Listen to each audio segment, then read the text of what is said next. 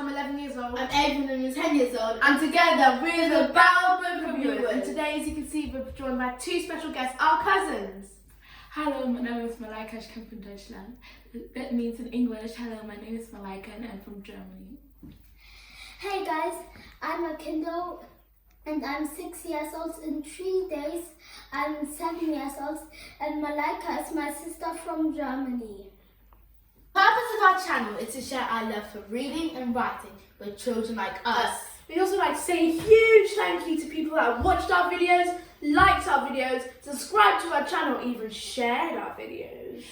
The theme for this week is Black History! In honour of Black History Month, me and Kirsten will both be reviewing books by the amazing and awesome author Malorie Blackman, and this is, as I said, in honour of Black History Month. I'll be going first reviewing Pickhardt Boy. And I'll be going next reviewing Robot Girl. Stay to the end so you can see me and I can be joining for a Q&A on influential Black people. So guys, I'm reviewing Pickhardt Boy by Malorie Blackman, and this is probably one of my favourite books. I really like the storyline. It's such an interesting book to read. I would say the genre is kind of, I don't know if challenge is a genre, but if it is, then it's definitely challenge, because he has so many challenges. It's kind of an adventure book actually, because it's not like, it's not going up on a huge mountain fighting a vicious monster. It's just, overcoming like a physical thing. So yeah, I really like the book. It's a really good book. And can I just say, I love how she's done the lettering. It looks like she's cut out different letters from a magazine. Really creative. Yeah, the age rating I would say is about, I think it's about 10 plus, I'd say, because it does have quite a deep storyline. It is quite a deep book, and I'm not sure if under 10s could read it, but I always say this, but if you're an advanced reader under 10, you can still read it. It's even if you're 3 and you're really good at reading, you can still read this book. Okay guys, I'm going to go straight into the genre and then tell you a little bit more about the book. This is chapter 15, The Arrival. One more road, one more corner, and then we'd be home. I knew it was silly to feel like this.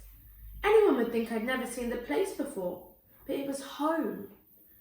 Tonight I'd be sleeping in my bed, in my own bedroom. Cameron, stop bouncing up and down. I caught Dad's grin inside the mirror.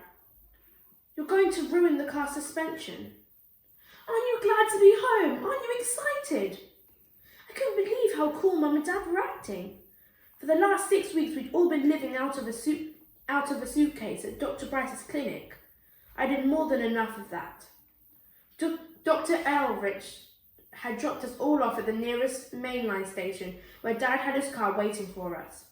It'd been a long journey with plenty of stops on the way, but now one more corner. What on earth?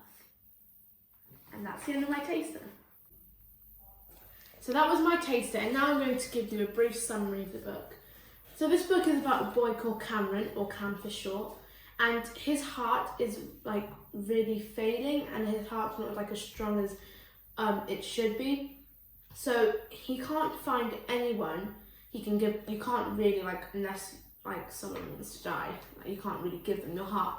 So he has to have a transplant with a pig, and this is why the book is called Pickhardt Boy, because he gets a transplant with a pig. And the story is about loyalty, it's about friendship, and when he has his transplant, people treat him differently, and people think that he has germs because he's got a pig's heart inside you, and just because he's got something different inside him, he's still the same boy. But yeah, it's a really touching story. Oh yeah, the book was published in 1997, and it was made into a BBC series in 1999. And that's really cool because there's loads of BBC series, on BBC, on BBC. But imagine this book. I should probably watch it if it's for my age, because I really want to see how they impersonated the book. But yeah, and what I love about Malorie Blackman's writing is the suspense. Like, I'm going to read you a line. I'm going to read you a line and see if you can find this subtitle. So it says here, I took a deep breath, breathed out, inhaled again, then dipped down until my head was completely underwater. Silence. Peace. And you know, you just feel like, it's like the suspense is building up inside of you and you just can't put it down. It's like when I'm coming from school and I need to get out of the car and Dad's like, come on, get out of the car. And I just want to finish the page because it's got so much suspense in it and you just really want to know what's happening next. And this is the book. This is a book like that. It's a very, very good book. So now I'm going to tell you a bit about Malorie Blackman. Malorie Blackman has wrote many other books. One of them is Norton Crosses, which is also a very famous book. Another one is Thief, which I think I'd really like to get. I would also like to read Norton Crosses, but I think it's for older readers. Malorie Blackman has won 3 awards that I know of. She won the Children's Book Award, the Sheffield Book Award, and also the Lancashire Book Award, and that's a lot. Malorie Blackman lives in Kent with her husband and her daughter, but she also lives with 10,000 books. To think that me and Aiyven both have like around 300 books. She has more than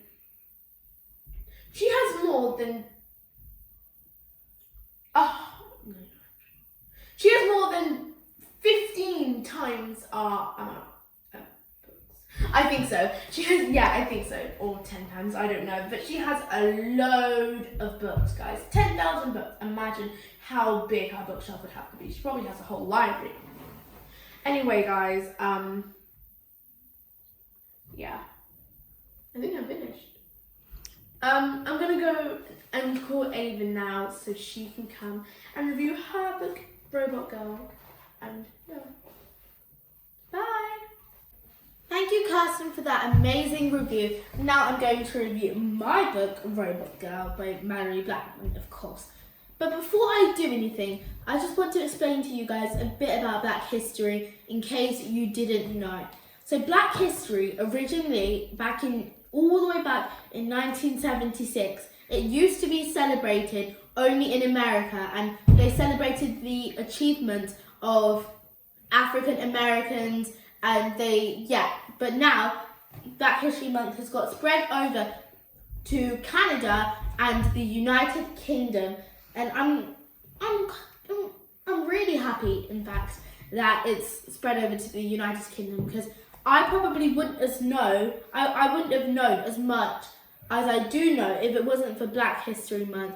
And it is good to know because, it's really interesting actually, because you get to learn about different people and their different jobs and what it was like. And most people in history, and they're really, maybe at the time they weren't as famous, but now they have a different aspect. In America, Black History Month is celebrated in February, and now because it's in Europe, in the UK as well, it's now celebrated in October, and it's from the very beginning of October, the 1st of October, to all the way to the end of October, the 31st. And I thought, and everybody else thought as well, that it would be a really good idea to do a Black History Week, because we can't really miss this opportunity. It's annual, so that means it comes once a year, and it would be a shame to miss it, because waiting until next year, I know you who always wait till Christmas or your birthdays or exciting events, waiting till next year is a lot of work, and I know people who are already counting down the days till Christmas. Imagine doing that for a year. So we just wanted to squeeze this review in before time slips away and we won't have a chance. So now I've told you a bit about Black History Month, I'm going to move on to my book, Robot Girl by Malorie Blackman. And this book is so good that I'm reading it again, and I only finished reading it like a week ago. That's how good this book is. And I'm going to delve right in, going to read you guys a taster, then we're going to talk a bit about the book. And you guys, I'll also talk a bit about Malorie Blackman, and so we're just going to go into the taster. Chapter 3, sister. To Maisie@email.private.uk from Claire@claremail.private.uk. Hi Maisie, how are you? So this is an email. Dad still hasn't told us what he's working on. The minute I know, I'll message you. Dad always swears Mum and me to keep to secrecy, but you're almost like my sister, so I can tell you. I know you won't tell anyone else. Dad's company is so excited about this new project. At least that's what Dad says. I'm not surprised you've heard of my dad. He's a technology genius. At least that's what they call him on the news. Dad says his thing he's working on will make the kit we use now seem like Stone Age tools. Stone Age tools. His words, not mine. I hope your dad spends more time with you than mine does with me. Get texting. I'm waiting. Your friend, Claire. And then the message was gone. I hoped Maisie would be online so that I'd get a message straight back. I was in luck. I didn't have to wait long. And that's my taster. So she was just messaging her pen pal Maisie, and this book is amazing. And I would also like to say, Malorie Blackman, this is just a hint, guys. Malorie Blackman is really good at twists. That's all I'm gonna say. And yeah, so we're just gonna get on to talking about the book and its settings. When I say Malorie Blackman is really good at twists, I mean that you don't see it coming, like an unexpected change that's in the book and you don't see it coming at all. And she's really good at those. And it surprised me so much as reading this book and seeing all of the secrets hidden inside of it. But anyways, I'm going to talk about Malorie Blackman and her writing.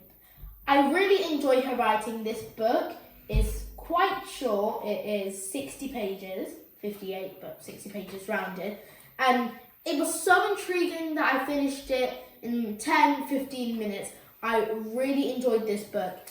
And it's especially for here on the back, it has a sticker that says dyslexic friendly. And do you know, if you don't know what dyslexia is, it's where you might have a bit more of a struggle doing reading and writing. But I think nowadays people have really learned to cope with dyslexia, and people you never think they'd have dyslexia because they're so good at reading and writing. It turns out they do, but you can't even tell. But this book is really good for being dyslexia friendly. Anyways, so this book, as I said, is a short book. It's 60 pages. So I think the age rating for this, even though it's 60 pages, the age rating is probably 7+ or 8+, because it has got some, it's talking about, it says robot girl. It might use some words you don't understand if you're a bit of a lower age. But yeah, 6+, or not 6+, sorry, 7+ or 8+, I think is perfect age rating for this book.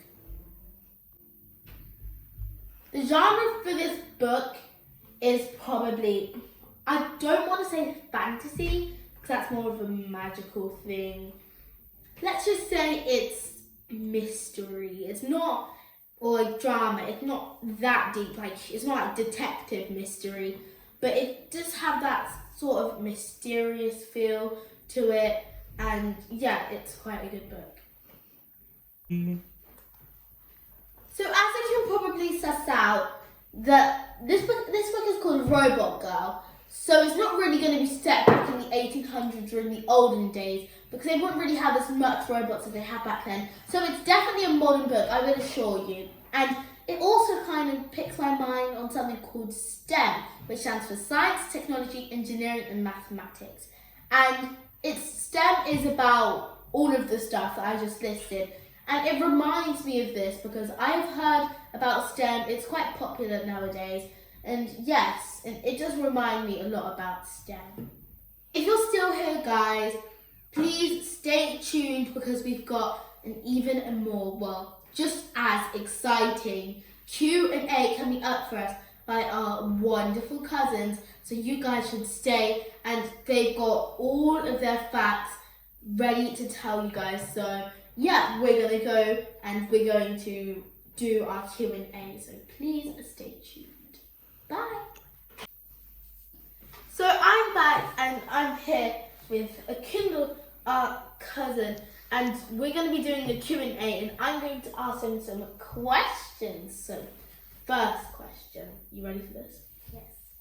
Do you know about any famous black people? Yes. Barack Obama. Okay, I think I've heard of him before, but I can't quite remember. Do you know when's his birthday again? On the 4th August, Oh, really? 1961. Oh, okay. Oh, yeah, now I remember. Oh, yeah. Do you know any more facts? Do you know any more facts? He was the 44th president of the USA. Really? Well, that's a lot of presidents. 44. And has he got any children? He got 2 girls. Oh, that's nearly like us. We have 3 girls, but he has 1 less. Any other facts? He was the first African American president. Was he? The very first African American president, guys.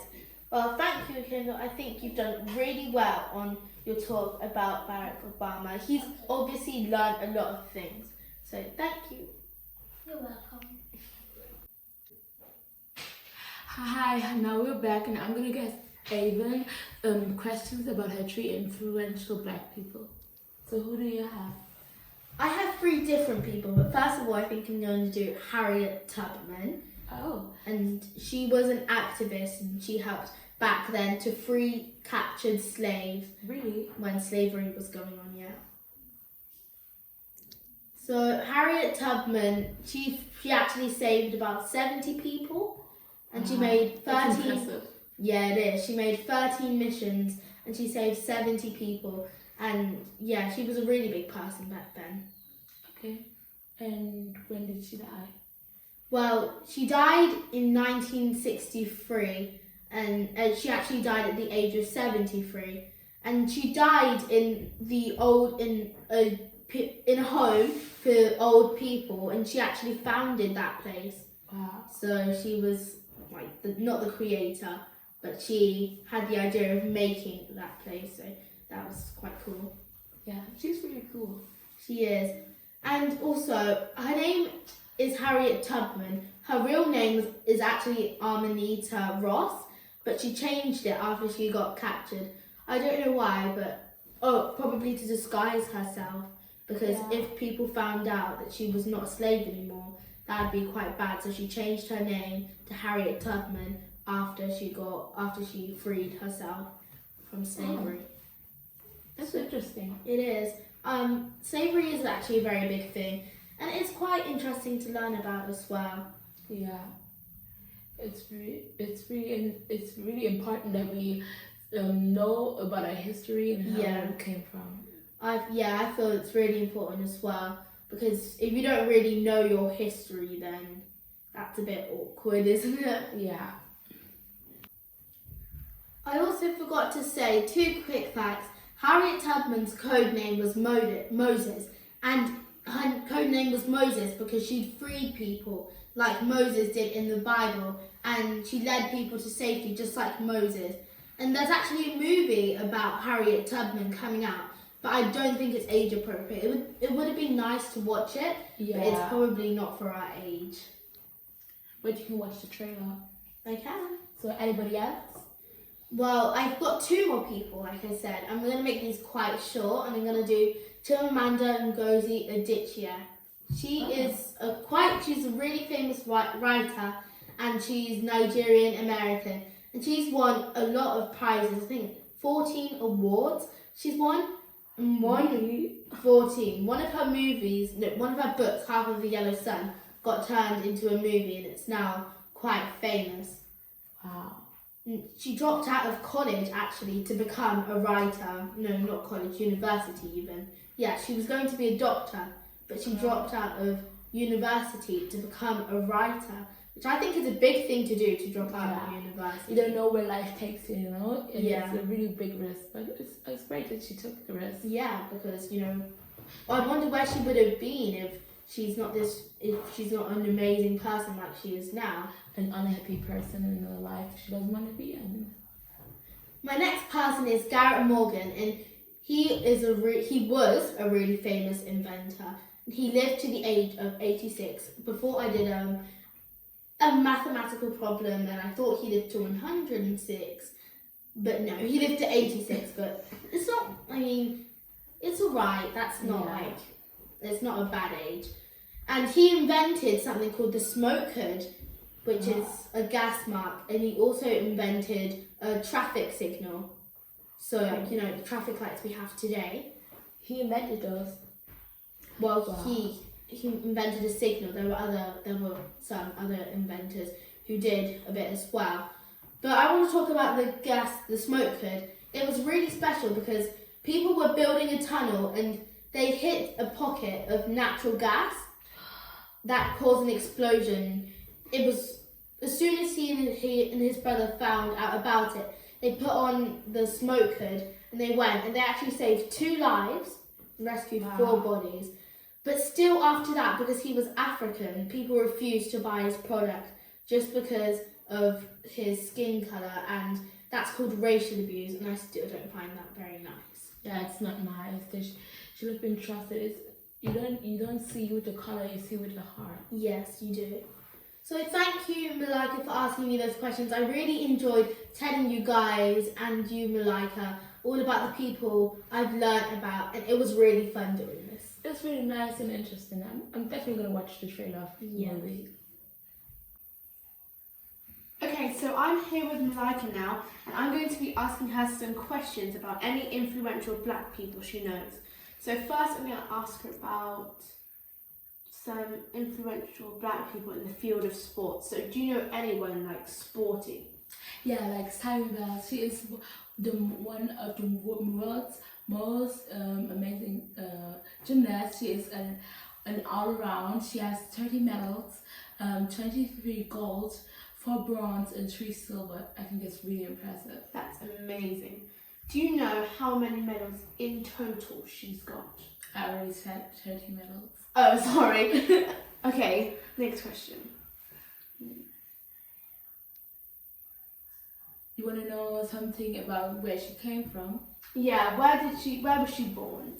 She was in Columbus, Ohio. She lived with her grandparents. She was homeschooled actually, and then she wanted to go to university, but didn't go because at the time she was in the Olympic Games in Rio de Janeiro, Yeah. And then she went again, and in 2018 she announced that she was going to a new school, University of People in California, I think. And yeah, I feel it's really impressive because she really still, even because she was so famous, she still wanted to have an education and a degree, and I think it's really impressive that she still dreams about having a degree. Education is very important. Yeah, it is. So, do you know when she was born? In January in 1997. No, I'm sorry. On the 14th of March, 1997. Well done. Thank You you. passed the test. Want to hear about some other people I had? Yeah. So, Martin Luther King, for example, he was born. He lived in Nashville, Tennessee. So, What did he do? he was a minister and an activist, and he did the power of his words and some boycotts and protests. Who were like non-violent at all. He believed in the method of Gandhi, and he wanted to have equality for all people. Every race, every color has the same priority. And then in August 28th, he had like this the I Have a Dream speech, at one of his protests, and it was famous now, and it went in history as one of the famous speeches.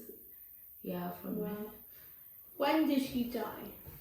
He died in an attack. I'm not really sure about the date, but he died in an attack where somebody shot him in the head. Oh. That's not nice, but he did so much with his life, and I feel it's really impressive. Yeah. That one person can do so much for the world and for black people and for the rights. Yeah. And then I had Oprah Winfrey. She lived on a farm with her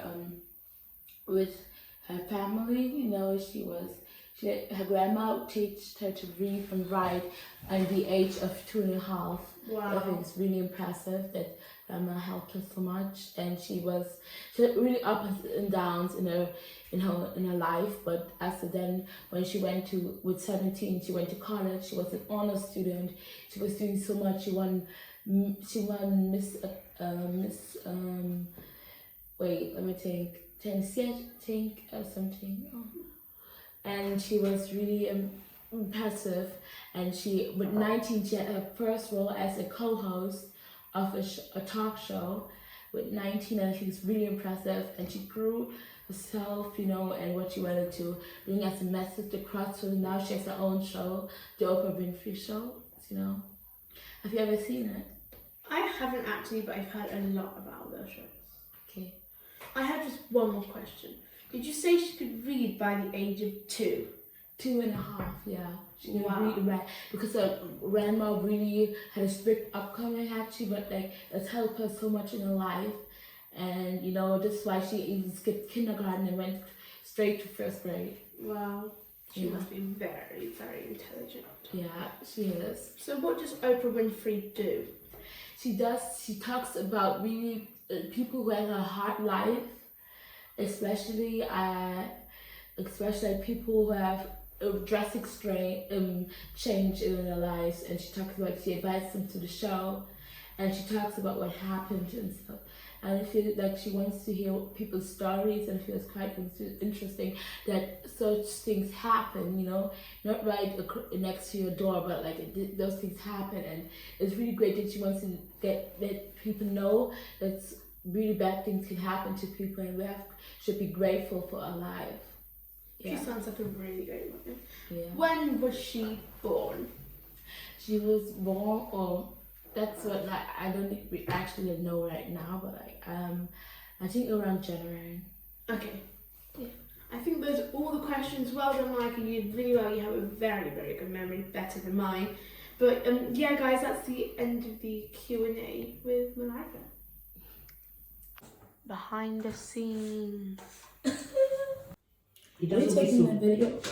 Hi, you thought we were gone. We are back. And now Malaika's going to be asking me some questions about some of my people. So let's start with Rosa Parks. Okay. Oh, you want me to say something? Okay, so Rosa Parks was born on the 4th of February 1913 and she died on the 24th of October 2005.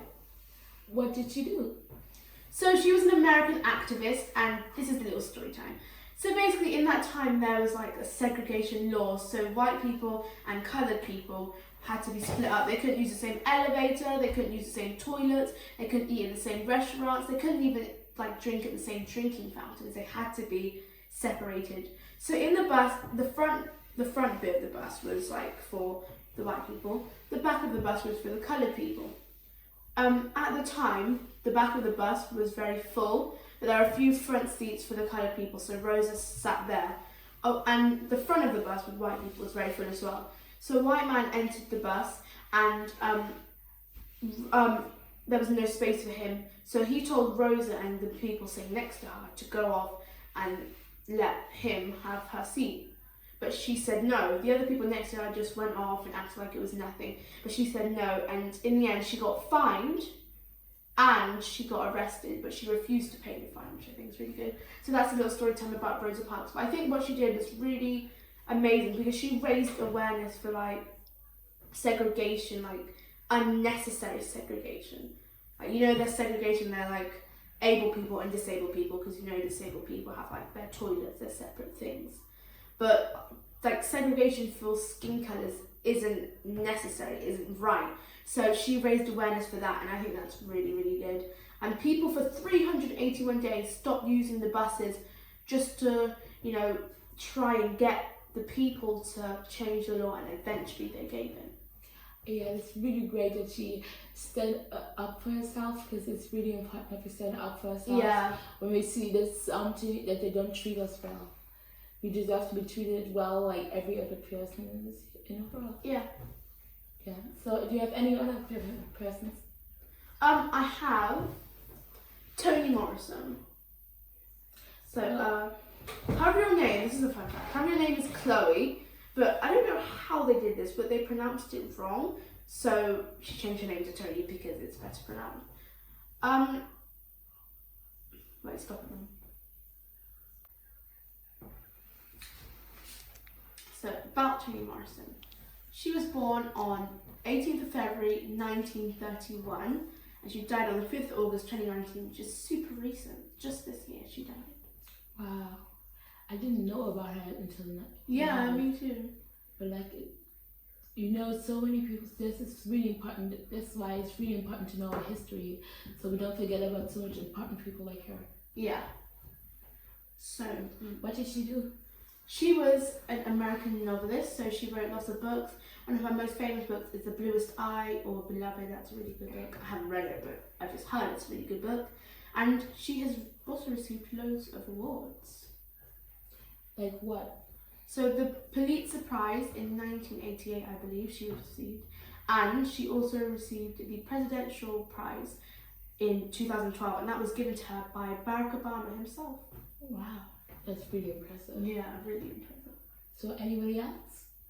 I have Mustafa Hack. I think Hack. Yeah, I think it's Hack. It's H-A-Q-Q, but I think it's Hack. And I'm not actually too sure about him because he's quite a recent person in Black history. He's quite recent, so it doesn't really give me that much information. But I do know a bit about him. Okay. Can you tell me? Yeah. He invented a system that predicts breast cancer.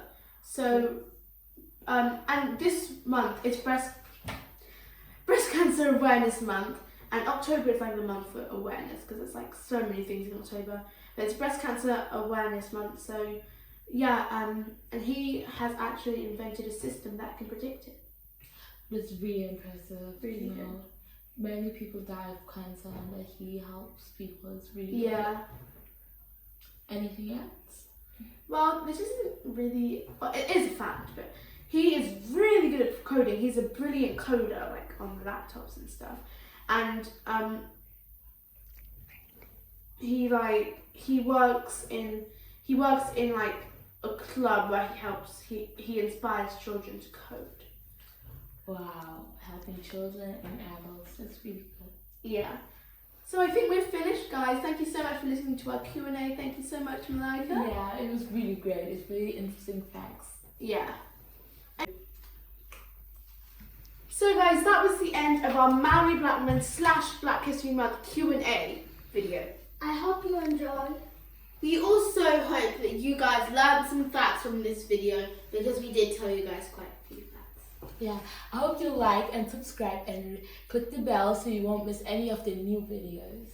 Anyway, that's it from us, guys. Bye! Bye!